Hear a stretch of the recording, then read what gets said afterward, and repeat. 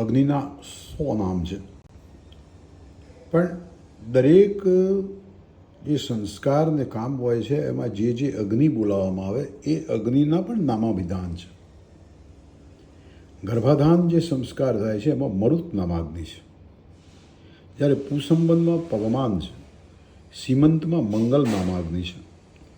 જાત કર્મની અંદર પ્રબલ નામાગ્નિ છે, નામકર્મમાં પાર્થિવ નામાગ્નિ છે, અન્નપ્રાશનની અંદર શુચિ નામાગ્નિ છે, ચૌલ સંસ્કારમાં સભ્ય નામાગ્નિ છે,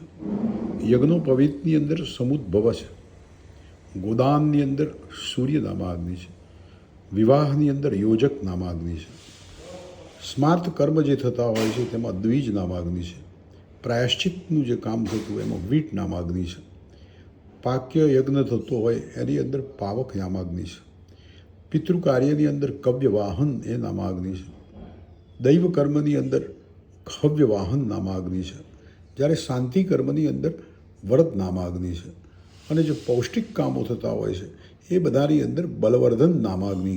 આવે છે. જ્યારે માણસ મૃત્યુ પામે છે ને દાહ આપવામાં આવે છે એ વખત જે અગ્નિ આવે છે એ અગ્નિનું નામ ક્રવ્યાદ નામાગ્નિ છે.